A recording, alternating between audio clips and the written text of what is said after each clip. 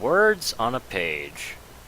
The feather duster brushed back and forth, sliding across the wooden desk with a rhythm in tune with the song Spike was singing as he cleaned. Today he had been decidedly thorough with his tidying, this time finding himself diligently at work in Starlight Glimmer's room in the palace. He lifted a small porcelain unicorn figure to get the dust beneath it, placing it gently back afterwards. He smiled in satisfaction as his work thus far, the room was practically gleaming, or glimmering, as the case may be. Suddenly, however, the little dragon noticed something. "Aha!" he said out loud. "Thought I'd miss you there, didn't you?" The recipient of his words was an inanimate object that has just fallen into his line of sight, namely a sloppy, off-center bedsheet. "Not on my watch, blanket," he announced in jovial determination, approaching the bed.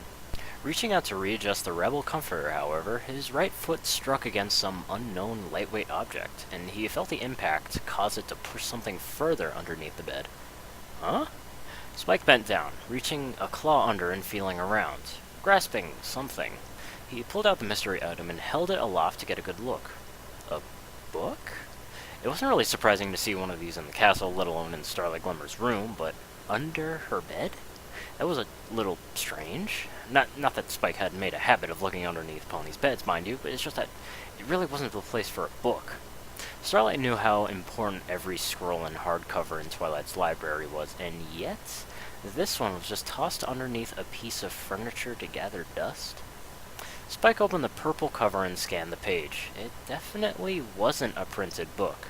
Whether it had been written by a unicorn's horn, a pony's mouth, or the claw of some other creature, he just couldn't say. But the fact that it had been made in such a way and was likely the only copy in existence just made it all the more valuable. Spike would just have to talk with Starlight about this. Clyde and the Lost Pearl of Trotting Hoof by April Mist.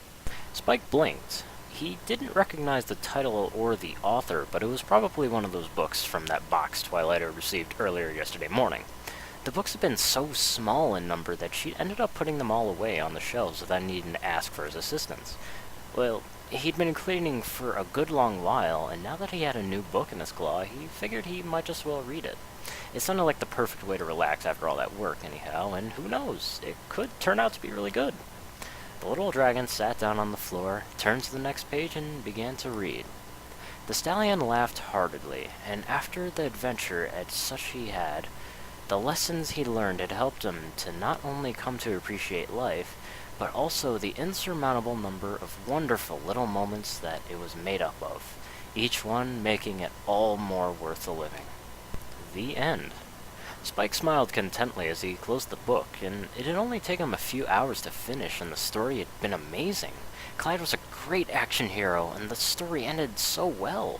Spike would have to ask Twilight to order some more stories by April Mist right away, and hopefully the book he'd just read had a sequel too. The little dragon stood up and stretched after sitting for so long, then he turned to head out to the door with a book in his claw. Abruptly, however, the door swung open and walked in Starlight Glimmer. "Oh, hey Spike, what you doing?"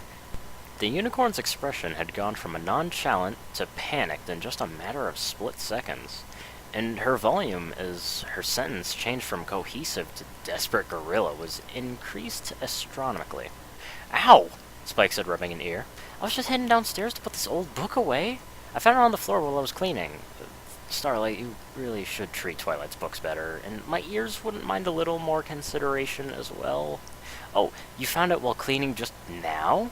Starlight grinned broadly, her tone nervous. "Yes, definitely. I will totally be more careful with Twilight's books. Why don't you just give it to me, and I'll put it where it belongs?"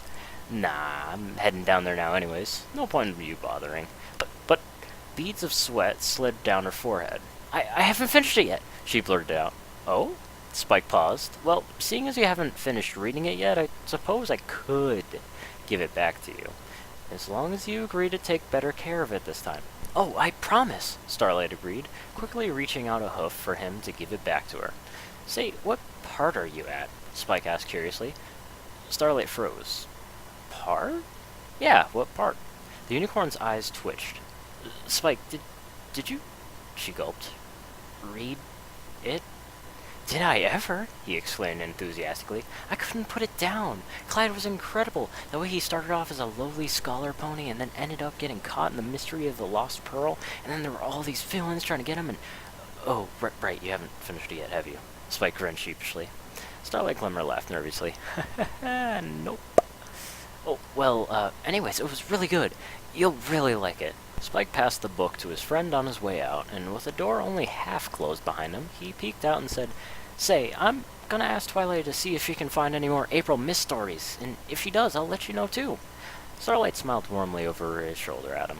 Thanks, Spike.